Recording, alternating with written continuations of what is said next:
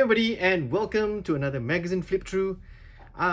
Today we're gonna do a request. We had a request a few videos ago from Faris Bakri, who wanted us to do a flip through of a magazine from my storeroom from a few years ago, and I was thinking, yeah, that's a good idea. That's something I'll do.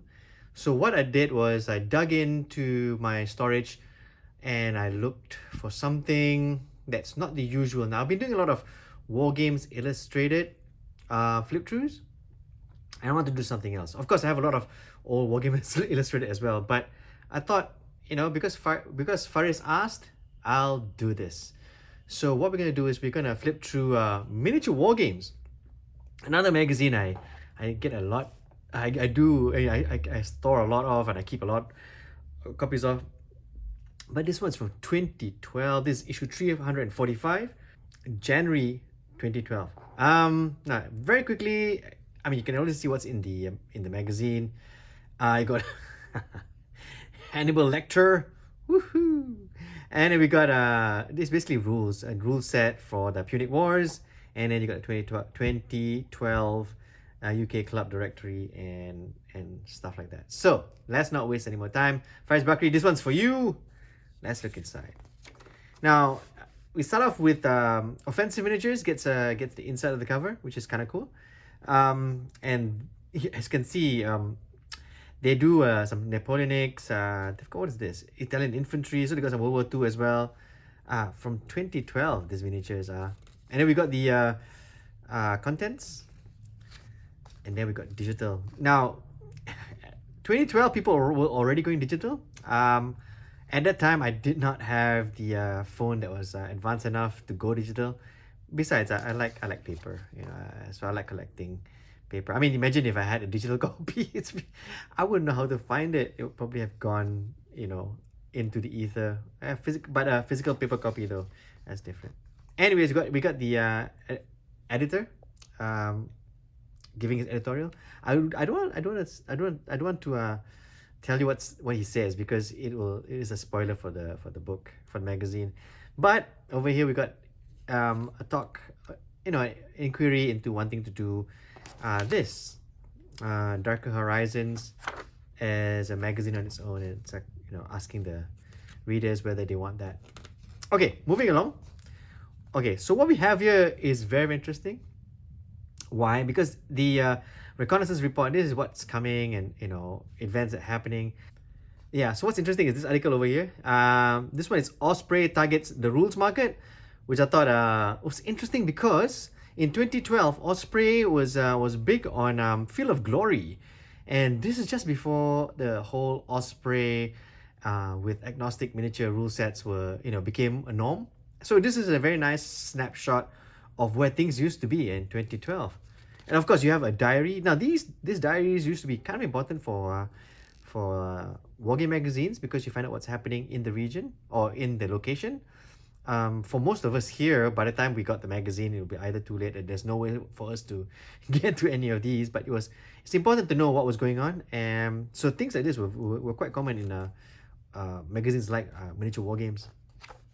Moving along, we got the show review. And let me just say that I wish there were more pictures of the show that they covered here. Now, they covered the Leeds Wargames Club doing the annual show. And if there were more pictures, it would have been great, because again, it's a snapshot, right, of what happened at the Leeds Wargames Club in 2012.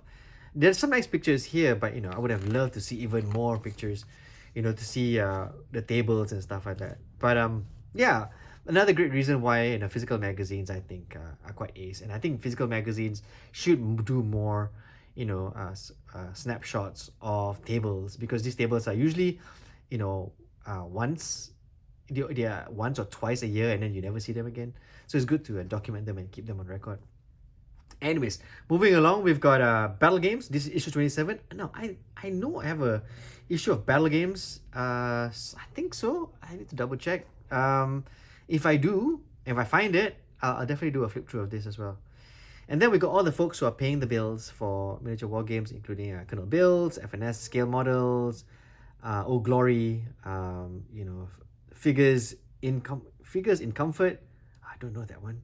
Oh wait, no, I don't know that one. Yeah, and then we have To Bosworth and Beyond. This is kind of interesting. In this article, they took Hail Caesar, with a side of black powder, and decided to use the rule set with a bit of modifications, of course, to play the War of the Roses.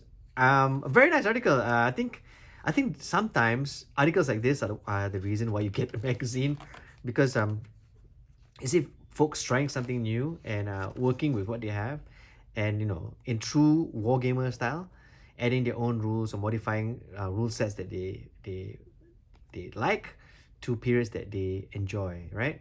Yeah, so very very nice article. Of course, there's also a little bit of a blurb for Hail Caesar. At this point, Hail Caesar was already out and relatively popular. The only issue I had with Hail Caesar when it first came out was there was no points for each of the units. So you had a lot of prep to do before playing any of the Hail Caesar games. Things have changed a little bit since 2012. Anyways, moving along, we've got The High Ground, and this article's got Out with the Old. And what this basically is a nice opinion article on the cost of gaming, right? The whole article it starts off here, and then it continues over here strangely, but it talks about the cost of plastic miniatures as opposed to metal miniatures, 15mm, 20mm. It's somebody's opinion, which I think is great to read, because everybody has that problem, right? Deciding to go with metals or plastic. But it was more evident back in 2012, right? Because plastics were really quite new, right, at the time.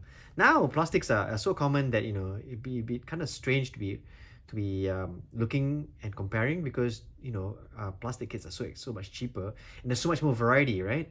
But I understand where the article, his name is Steve Erdley. Oh, I got the name right. Where he's coming from, and I totally appreciate him giving his opinion on things. Anyways, moving along, we got general's knowledge, and in this one, again, this whole magazine is basically has a lot of opinion pieces, which is great. Now, all of these now in this day and age have all you find them now on Reddit posts, YouTube, Facebook posts, and YouTube channels, right? But back then it was written for you to read, and I think that's just very very cool. Because you read and then you digest, right? And it's because it's I guess because it's paper, you tend to read through the whole thing and not just a blurb of 7 lines on a Reddit post.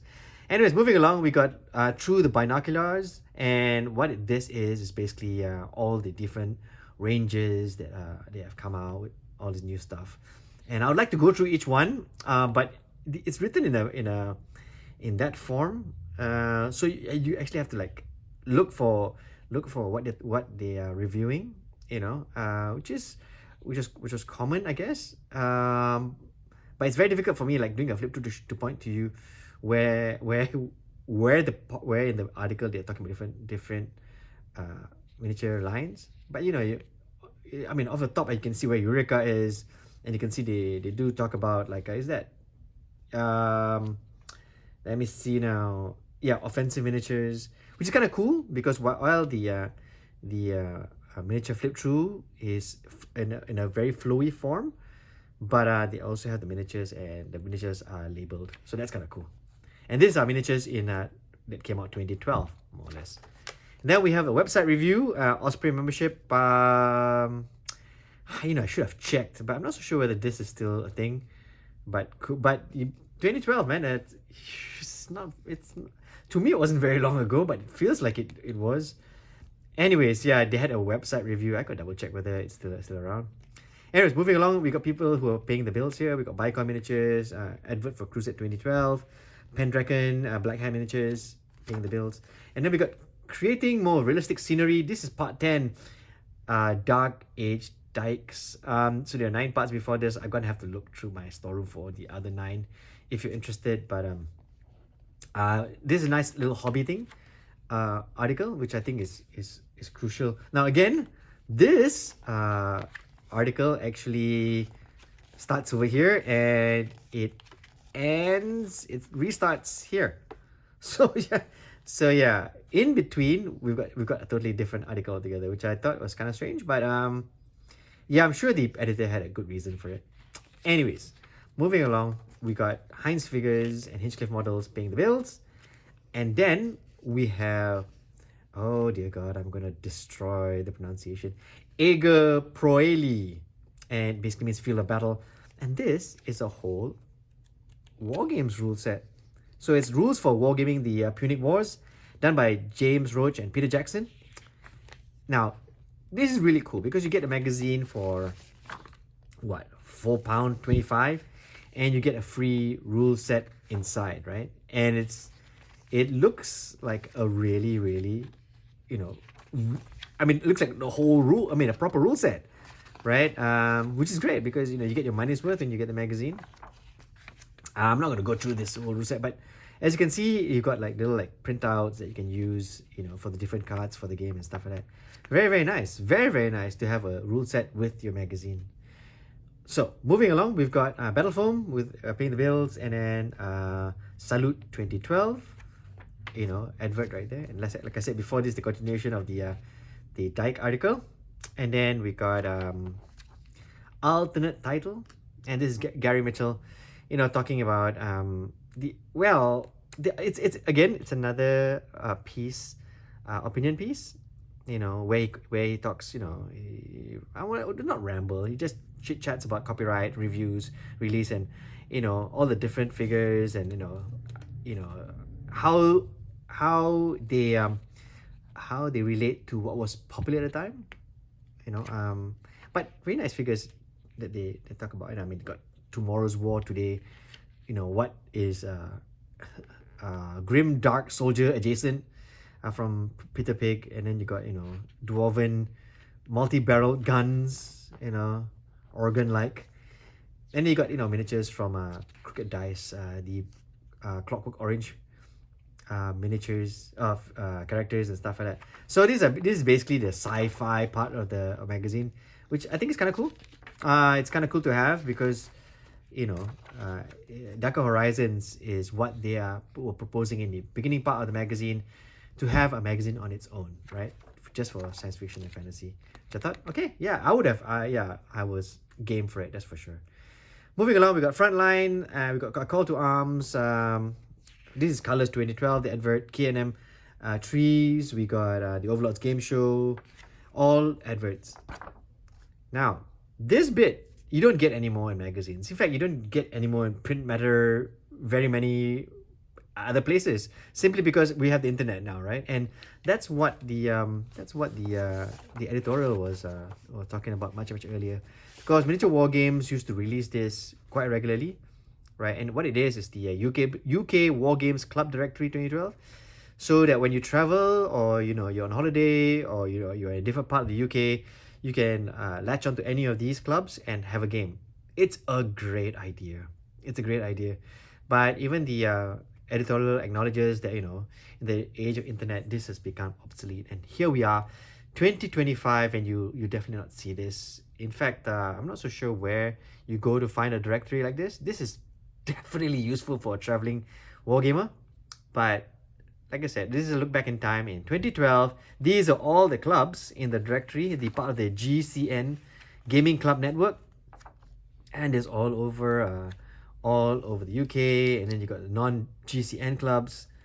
You got clubs in Northern Ireland, Wales, Scotland, which is cool, because the big part of in doing war games is to socialize and play with somebody, right? And this is a great way to find somebody to play with.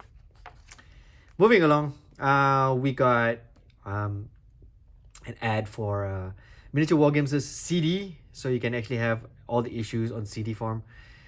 CD, for those of you guys who do not know what a CD is, used to be a disc where we save stuff on for the older crowd. Yeah, this is basically coasters now, or bases that you use for your miniatures. But back in the day, CDs were a thing. And then you got Miniature Wargames Classified, and here you got people selling stuff. Again, all of this is it's obsolete now because people are selling stuff on Facebook, on Reddit, on the different games' boards and forums and stuff like that. So yeah, this is definitely obsolete. But all these folks helping to pay the bill, so thanks to them, this magazine exists. Moving along, you got reviews, and these are books that came out in 2012, of which, I mean, now in 2025 you can probably find this in the secondhand book space, or when somebody's selling their their collection, you can probably like get some of these books right there, book reviews. And then you got the subscription form. Now this is kind of interesting. This is a look back at Miniature Wargames 10 years ago, 15 years ago, and 25 years ago. I have this magazine in my storeroom somewhere. If you like, I'll go look for it and I'll flip through that one. But I don't know if I have this. I don't think I have those. I got to double check. But this is kind of cool. It's a look back in time, and in 2012 was already 25 years ago, right? So I need to like go and find these old magazines to flip through. It's definitely a snapshot in time, which I think is worth keeping. I mean, personally, I like keeping, so that you can see tables and how the tables have evolved, and stuff like that. Anyways, moving along, we got the back page, and it is a Gringo 40s, and then Wayland Games is the back cover, and that's pretty much it. That is Miniature Wargames issue 345, January 2012. Faris Bakri, this one's for you. Hope you enjoyed this one. So I'm hoping that you will say something in the comments, because Faris Bakri in Petaling Jaya, you asked for it. Don't forget to like and subscribe. And don't forget to enjoy painting those figures.